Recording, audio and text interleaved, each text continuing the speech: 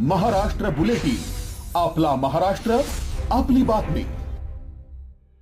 नाशिकच्या जीवनदायिनी आणि दक्षिण गंगा म्हणून ओळखल्या जाणाऱ्या गोदावरी नदीच्या प्रदूषणाचा मुद्दा आज पुन्हा एकदा ऐरणीवर आला. शिवसेना उद्धव बाळासाहेब ठाकरे पक्षाने रामकुंड परिसरात घोषणाबाजी करून जोरदार आंदोलन करत महापालिका प्रशासनाविरोधात संताप व्यक्त केलाय. गोदावरी नदीत ड्रेनेज आणि दुर्गंधीयुक्त सांडपाणी थेट मिसळत असल्याचा गंभीर आरोप आंदोलनकर्त्यांनी केला. पवित्र रामकुंडावर हजारो भाविक स्नानासाठी येत असताना नदीचे पावित्र्य आणि नागरिकांचे आरोग्य धोक्यात आले असल्याचे नगरसेवक केशव पोरजे यांनी सांगितले. लवकरच कुंभमेळा होत आहेत आणि त्या धर्तीवरती नाशिक महानगरपालिका असेल, प्रशासन असेल, ते सांगतं की आम्ही 35,000 कोटीचे कामं करत आहोत.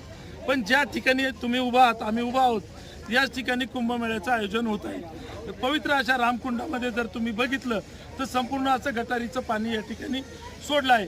या ठिकाणी भारतभरातून लोक आपल्या पूर्वजांच्या आईवडिलांचे अस्थि विसर्जन करण्यासाठी या ठिकाणी येत असतात. तुम्ही बघू शकता ते अस्थि विसर्जन आजही गटारीच्या पाण्यामध्ये करत आहोत.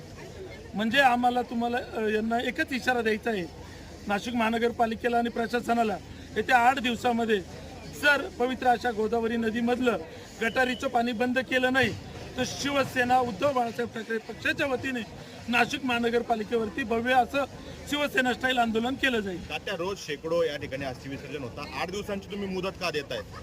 कारण की आत्ताच आम्ही विभागीय म्हणजे बांधकाम विभागाच्या अधिकाऱ्यांशी बोललो तर त्यांचं म्हणणं आहे की आम्हाला 8 दिवसाचा अवधी द्या, आम्ही जिथं अस्थि विसर्जन करतं तो भाग तरी आम्ही तुम्हाला क्लिअर करून देऊ.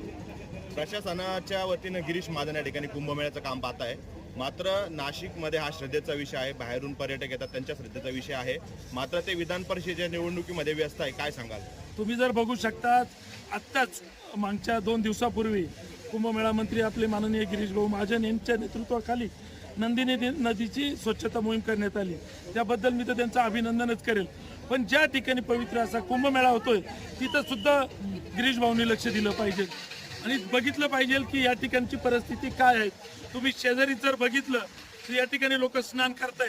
तुम्ही फक्त ते पाणी एका ग्लासामध्ये घ्या काचेच्या आणि बघा का ते स्नानाच्या योग्य आहेत का. माझी कुंभमेळा मंत्र्यांना विनंती असेल की येत्या 8 दिवसामध्ये इथे बदल जर झाले नाही तर महानगरपालिकेवरती शिवसेना स्टाईल आंदोलन झाल्याशिवाय राहणार नाही.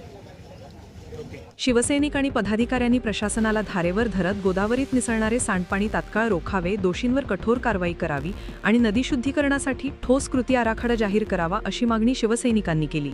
आगामी सिंहस्थ कुंभमेळ्याच्या पार्श्वभूमीवर गोदावरी प्रदूषणाचा प्रश्न अधिक गंभीर बनला असून नदी स्वच्छ आणि प्रदूषणमुक्त करण्यासाठी प्रशासनाने युद्धपातळीवर उपाययोजना कराव्यात असा इशारा ठाकरे गटाने दिला आहे.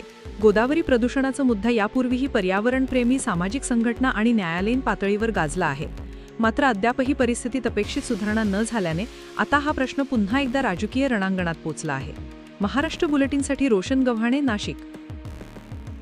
महाराष्ट्र बुलेटिन, आपला महाराष्ट्र, आपली बातमी.